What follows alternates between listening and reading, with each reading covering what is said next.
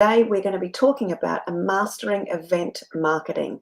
So you can actually forge lasting impressions and have that audience that you're looking for.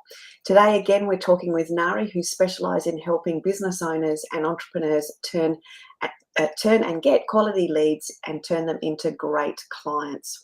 She has an online agency called Leads Explosion, working with clients to increase their client base and get inbound leads and, of course, fill events.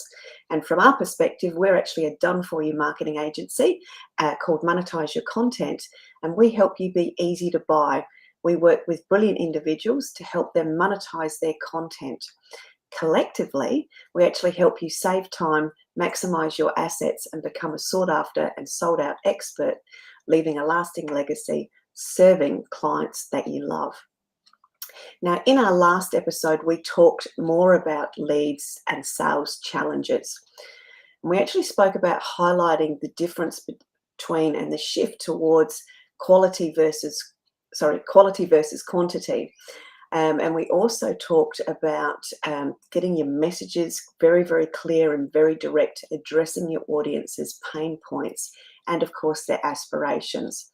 And from a content perspective, we talked about understanding and tailoring your content so you can actually lead your audience on a journey to your events and to consume your content, because obviously if you're easy to consume, you're very easy to buy. And all of these elements help to dramatically boost your growth. So today we're going to be talking about event marketing, and as mentioned, Nari's experience is running and creating very, very successful webinars, and mine comes from filling rooms through content and more of that live event perspective and choreographing the content to help fill the events that you're running and programs that you have. So what I'd like to start with is what each of us actually think event marketing actually is. So Nari, if I can ask you, what do you believe event marketing actually is? Well, I believe event marketing, depending on what you're doing, whether you're doing online or some people still do live events, even after our COVID experience, but of course we're seeing a lot more online. Event marketing really means to me is getting the right people in front of you. So making sure that you have those people that are likely to be able to be converted into clients is really important. It's no longer a sheer numbers game. So Yeah. I think it's really important to keep that in mind. Yeah, brilliant. And from my perspective, it's about, warming the audience. From a content perspective, it's about warming the audience up. It's building that relationships. It's actually helping them see the potential of coming to your event and the transformation that they're going to have. So we all have the ideal client that's looking for the ideal solution that we have, and the content helps to support them seeing and visualizing and imagining the possibilities for themselves.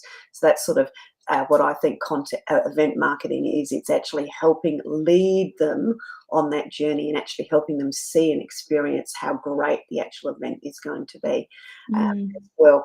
And as you've said, that helps to build that, find the right client. But from our perspective, we also find it helps to lead them on that journey, find the right client. And if you find the right client, we find when you've got content that's easy to share, that's actually easy for them to bring their friends along. So you help to build that momentum and boost that word of mouth and social proof as well.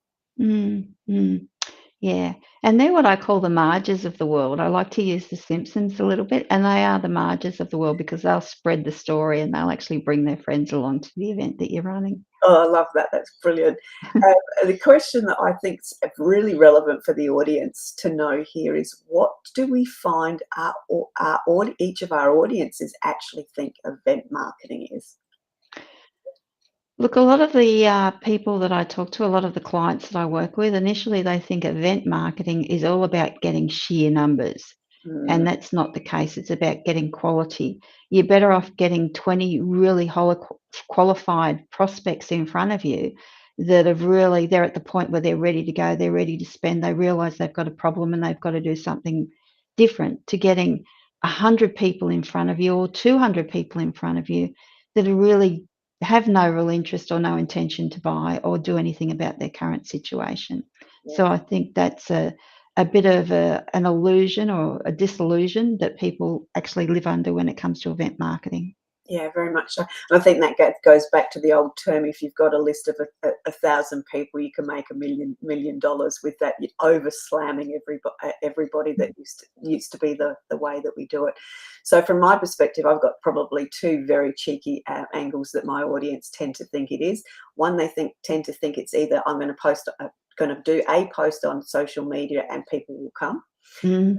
Reel of, that's all they need to do, across to the over promoting and over slamming and promoting the look at me, I've got an event, come to my event, which wears people and actually makes people sort of, back away from you, versus the engagement and the attraction marketing that you have the opportunity to create when you do things correctly.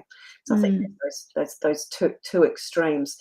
And as a result of that, like all good humans, we overcomplicate it.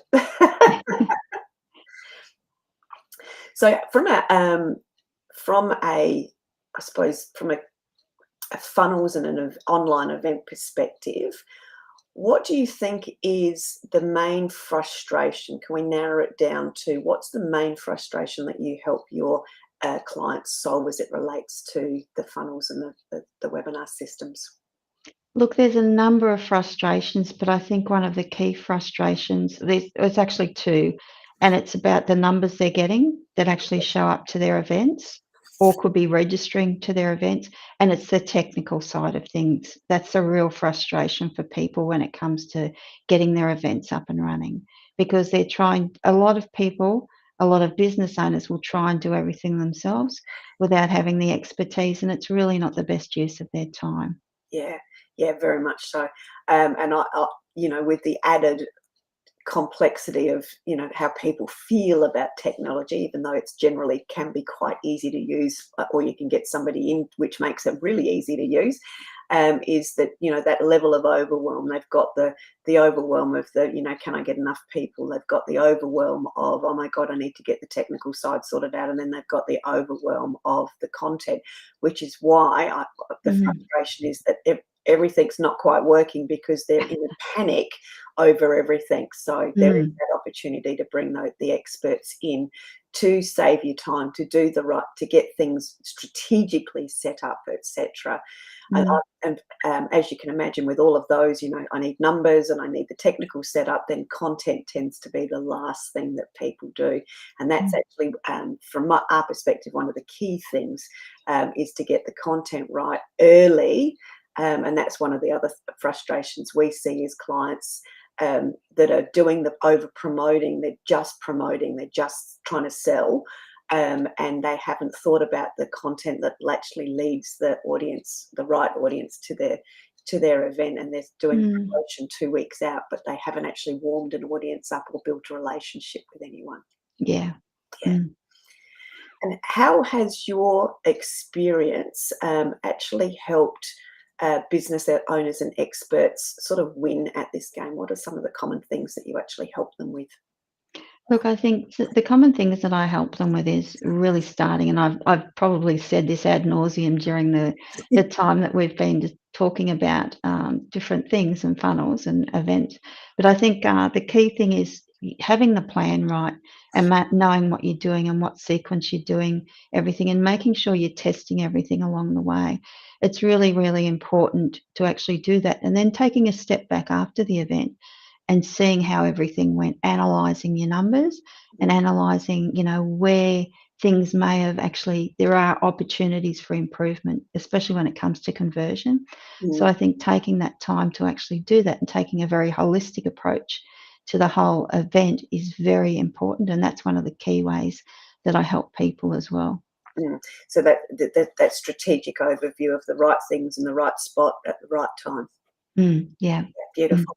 And from a content perspective, that's exactly what we do. We work on what I call 90-day runs, and we work out, okay, we've got the event on this day, we work it back, we understand what the key topic is, we take the time to understand what the client's goals are, but also, intimately understanding what the client is looking for in a transformation, so we can actually choreograph the content over often a 3-month period, to actually start to warm them up, so we can help our clients be easy to consume.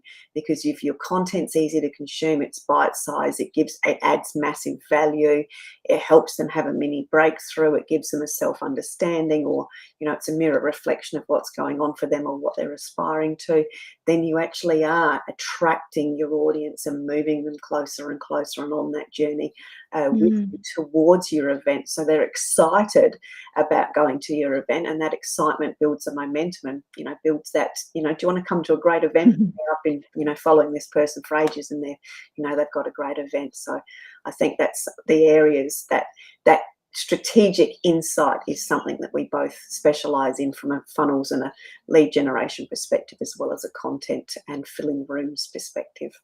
Yeah, absolutely. Awesome. One of the things that I wanted to hear from you is let's talk about Marge and Marge's insights, Marge from The Simpsons insights around key takeaways for understanding how to create successful events.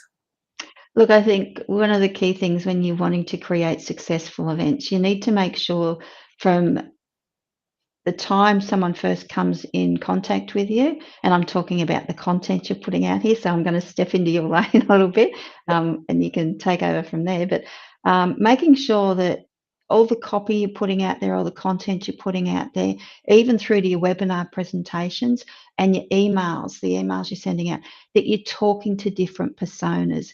So, for example, if you're talking to the great people who love to consume a lot of content, making sure there's some elements of that in there.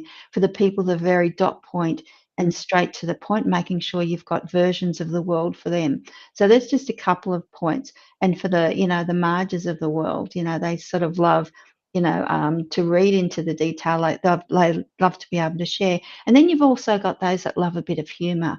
So things that, putting some memes around and things like that. So there's all different ways you can do this. And Sally, I know you're all over this stuff, so I really feel like you're the one that should be talking a little bit more about this.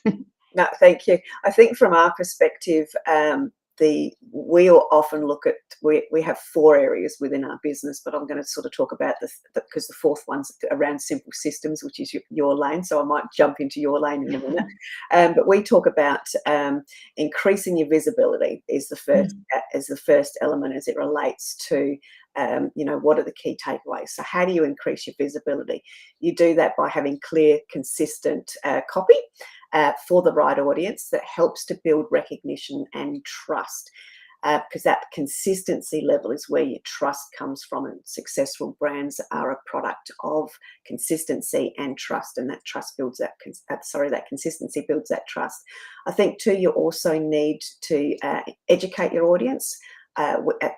We see a lot of people do the buy my event, I have an event coming up, which just repels people. So to be attractive to the right audience that you're looking for, you need to know what they need and want educating on, or what they need and desires.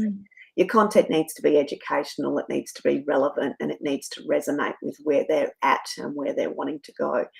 And then the brand, from a visual perspective, you need to be a highly recognizable brand. So you need your brand consistency to be there as well. And that's, the key elements of how you actually go about increasing your visibility. The next one's around creating and increasing your influence. And you do that through deepening relationships. And yes, that means speaking to people and connecting with people on your social media, not just posting. So it's about building those relationships. And as Nari, you've talked about with, understanding the different types of audiences and providing content that suits for them even in the funnels and all those elements. That's building a relationship, because you're understanding the differences of people and serving and giving them what it is they want. Again, make it easy to consume, easy to buy.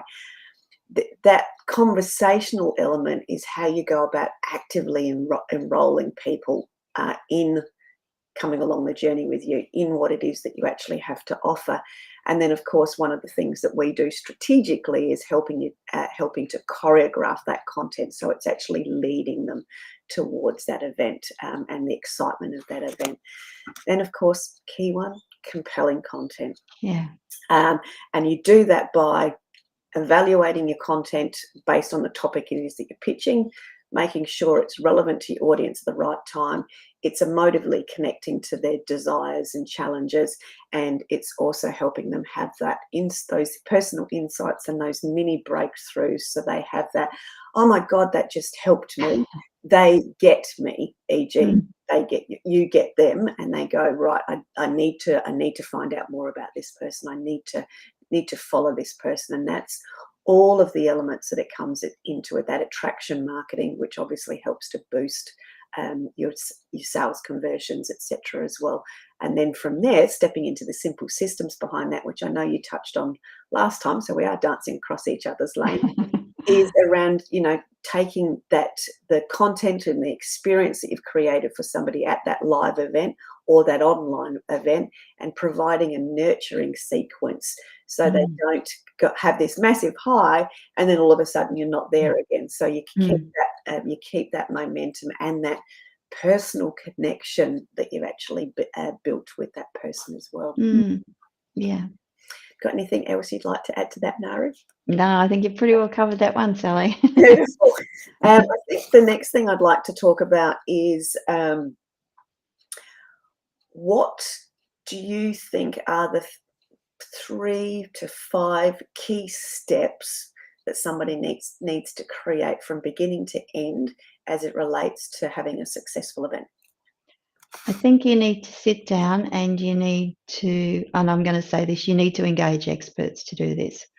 And you shouldn't see resources or money as a barrier to do this. And the reason I say that is, business owners, entrepreneurs, solopreneurs can go on trying to do everything for themselves and get nowhere. The meantime, there's a lot of lost revenue there.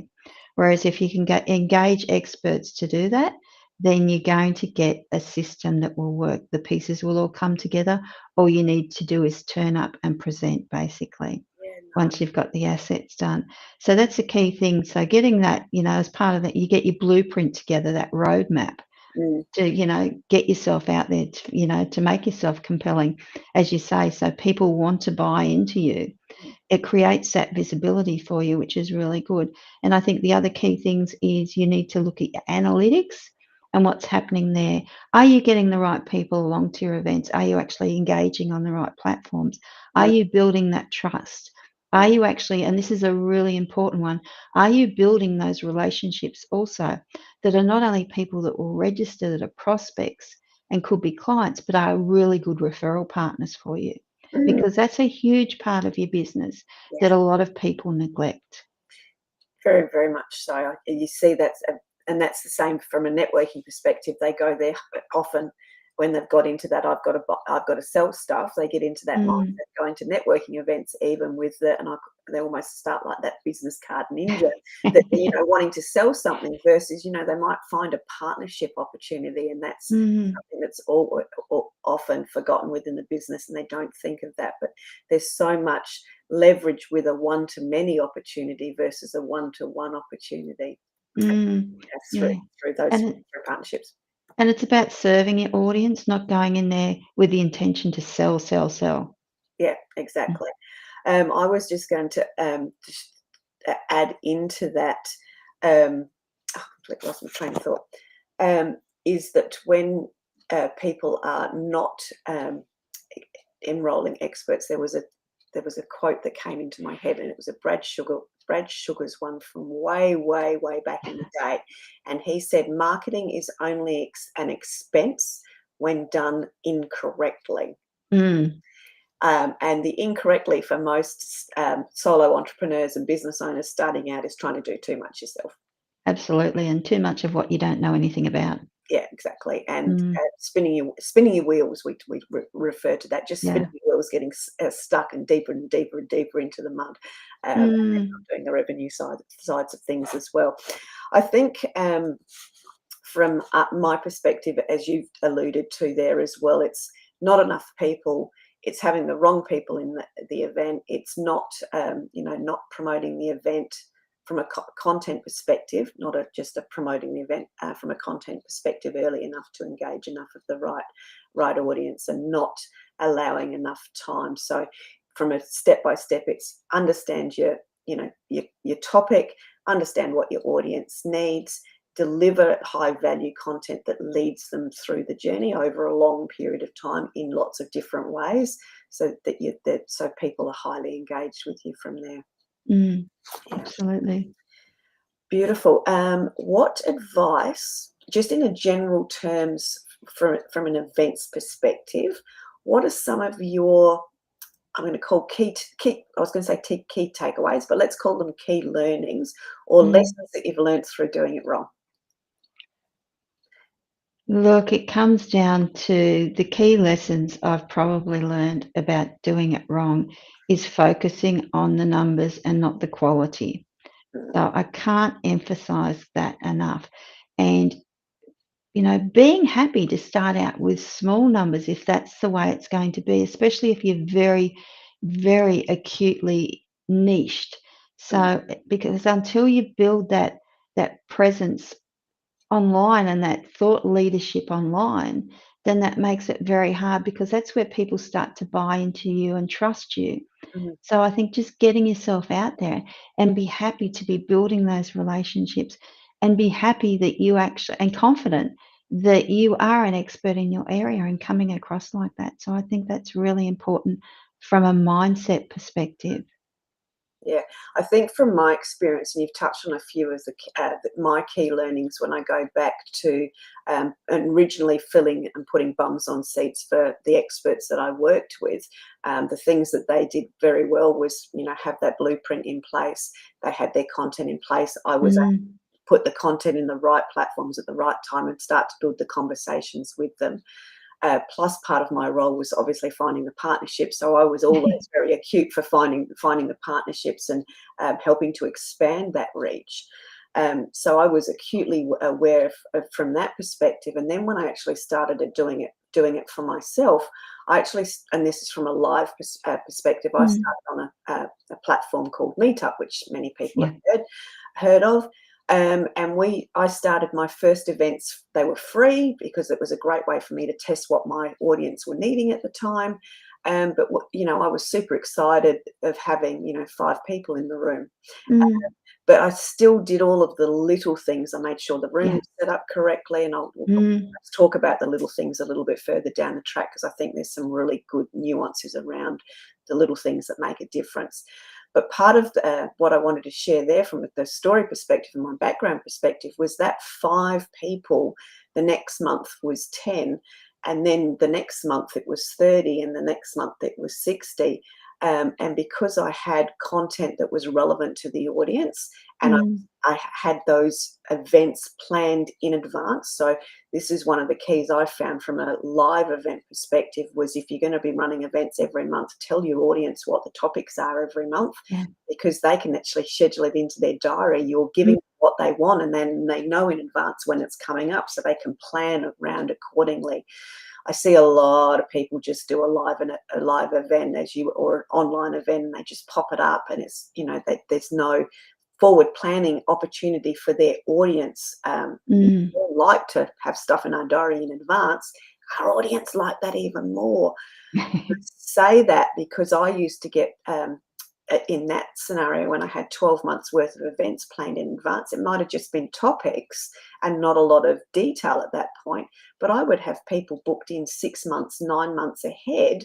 Mm, They wanted to know about that topic. They wanted to understand. They wanted to learn something. So I think mm, some key sort of insights for people to go, oh, that's interesting. How can I do that in my business? So that's telling them what's coming up in advance. I think is one of the key insights that I've certainly learned from doing it wrong perspective. I'm mm. back to I'm clearly an oversharer. And I used to fire hose people with too much information. And as a result, I'd give them a lot in the room, and they they weren't always converting into the products and the programs that I had because I over delivered, and I either gave them too much information or, more importantly, I confused them, and a confused mind can't sort of actively move Mm, forward. So I think they were my biggest learnings. And one of the other things as it relates to a content perspective, I see a lot of people, and this was certainly my experience as it related to content and events, the fear of giving the good content away. That's what Yeah. it was meant to be delivering at the event. Absolutely. And that becomes a huge barrier for people to add value and have Mm, those educational elements, because they've got the thing, the piece of content that they're going to deliver that people are going to buy, but they haven't necessarily unpacked it enough or worked out how they can deliver more of that in value in bite-sized ways that will actually lead to their content. So that fear of, I don't have enough content, or I can't give my best stuff away because I don't have enough content.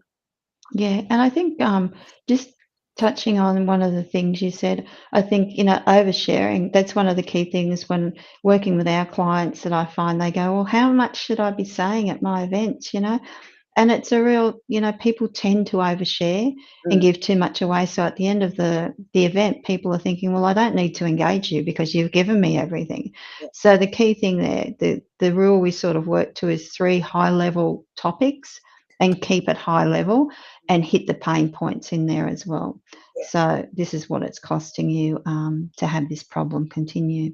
So Yeah, that's just a little bit of a snippet of what we look at with our clients, and that's really important to think about.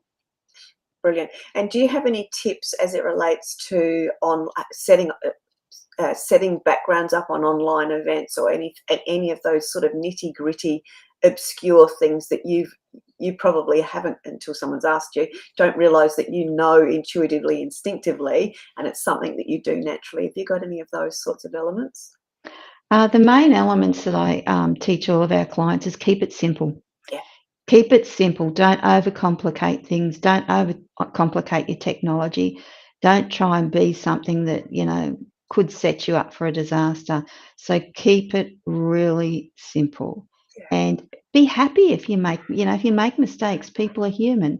People will forgive you for that. You just say, "Oh, wow, my slides didn't work today. What's happening with technology?" Keep it real. And I think that's a really important way to actually work through any issues that you may have.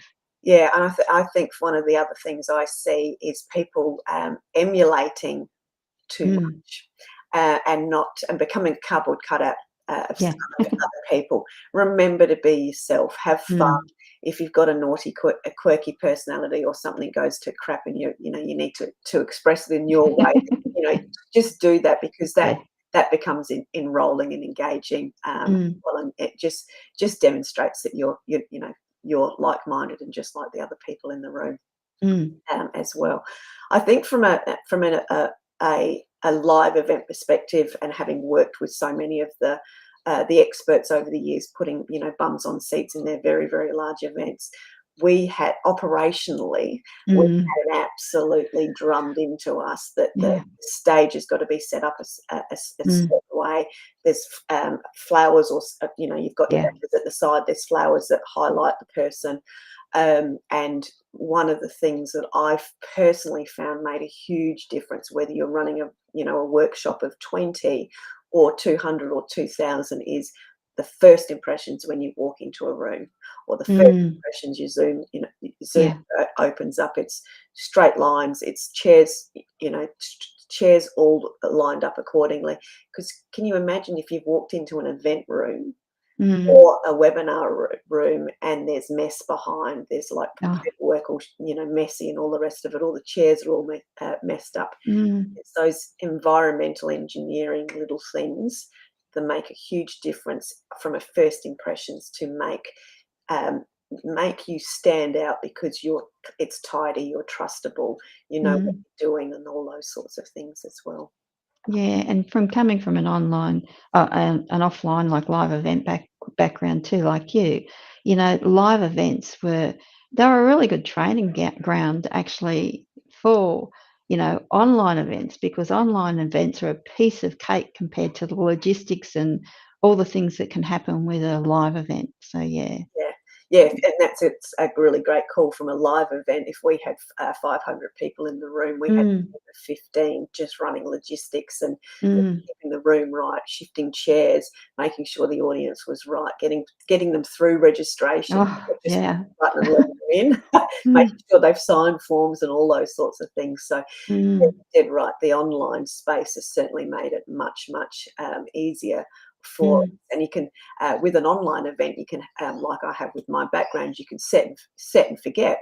You can Yeah. set it up, and you don't have to sort of keep resetting it up every time, which is Yeah. awesome. So Mm. excellent. Is there any additional advice that you'd like to share with the audience today that you haven't touched on, or any stories that you wanted to share? I think the one thing that I'd like to encourage people to do is make sure you're getting testimonials from people. Use testimonials. There is nothing like that for social proof. What someone else says about you and about the training that someone has been to one of your events is it's gold. So make sure you're collecting those and don't be afraid to ask for them. Mm. Okay, so from an online perspective, how do you go about doing that? And then I'll add my uh, live versions of doing that. Okay, there's a couple of ways you can do that. Yeah. You can either remind them on email after the event with a feedback form, and you can do that with a simple Google form if you like, and you can do a follow-up with that. Mm, Otherwise, if you've got the time and you want to be really personable, let people know that you may be contacting them after the event to have a chat about, what feedback they've got, and do an over the phone interview with them and make it personable. yeah, yeah, beautiful. And we find when you're doing a live event, actually, even though you can do digital versions, or you can ask people to, can you do me a LinkedIn recommendation, or Mm, those sorts of things when you're at a live event. Actually, people love to actually fill something out yeah. on paper. Mm, And I sort of went, no, they don't do that on paper. But we tested this over the years, and there was, from memory, it was about a 70% uplift if we actually provided both a digital version and yeah. a paper version. Mm, People love a paper version, mm, and when people are in the rush of event, they just want to get something out of their head and onto paper. But mm, that does give you a great opportunity to have a follow-up conversation, because remember, at the very beginning of this episode, we talked about conversions and conversations, or content and conversations.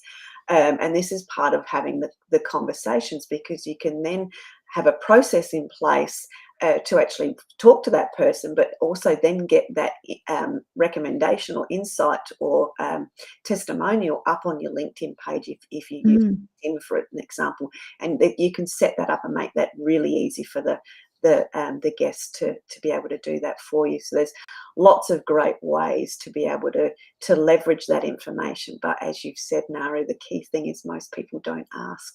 It's one of No. those little things at the end that just falls off. Yeah, and look, even like with your registration pages, keeping them really simple with, Mm, your headline, what you're delivering. You can put a little video in there, having your registration form or your access very high up, but then following it off with a few simple testimonials about how people found the training.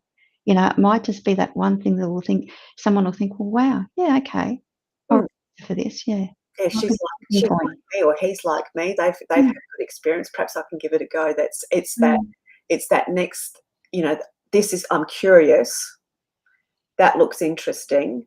Oh, mm, now there's somebody like me. There's that social yeah. proof, which just tips them over the edge Mm. there as well. Fantastic. In recapping, from a combined perspective, in your words, how would you wrap up our conversation today? And then I'll do the same. I would just say to people that when it comes to your online events, just take time to go back over this recording and pull out the key things that you think are relevant to you and areas that you think that you're lacking in, and then really consider taking the time to reach out to people. It mightn't be us, could be other people. People fit with different people, but reach out to an expert that can actually help you navigate the areas that you need to navigate. Yeah, beautiful. And I'd go back and say, um, work to a 90-day plan. I think Mhm. working to a 3-week plan or a 2-week plan, you're putting yourself under incredible pressure. So work to a 90-day plan. Yeah. Understand what the audience is looking for, which is why you've created the event, and understand what content will actually help lead them to the event. Because your event content, if I narrow it right down to that, your event content needs to be able to show them what transformation and what educational insights you're going to be able to provide. It needs to demonstrate your expertise, but it more importantly needs to lead them or attract them into consuming and following you. And I would say, if I bring it back down to my own experiences, is remember who you are, be you. Have fun, don't overcomplicate it, keep it very, very simple, keep your processes very simple, find what works for you, and just do more of what works, because you can, from everything that I've heard you talk about, Nari, and everything from a systems perspective that I know as it relates to content, you actually can create a really simplified, 80% set and forget place. If you just work strategically. Most people are doing the they're in a high stress state, so they don't have the opportunity to see their own opportunities of simply systemizing with content, which you can absolutely do, and the creation and the repurposing of that, but also the simple systems that supports and elevates the opportunity and conversion and growth opportunities within the business. Yeah. Yeah. And from an events perspective, what do you love most about events? I like the actual events because you get to talk to people and you get to learn a little bit more about people, and that's what I love about events. Yeah. Even though you're presenting, you still get to engage with people, even if it's an online event. Yeah. And that's really good. Yeah, I agreed. For me, it's that I'm a people watcher from way back, and it's watching the room and feeling the room, whether it's online or live, but just seeing that, those penny drop moments where something just suddenly lands for somebody. They have that aha moment, and in that moment, that you've changed somebody's life in that split second, and that's why most of us want to run and share our events with people. So that lasting legacy or that inspiration that somebody has. Yeah, serving others. Serving others, yeah. I don't think I have any more questions left for us today. Do you have any questions that you would like to ask, Nari? No, I don't. No. Beautiful. Well, thank you for recapping this. As we've said, there's lots of opportunities with building your business through online and live events. It's a great way to serve a community and an audience.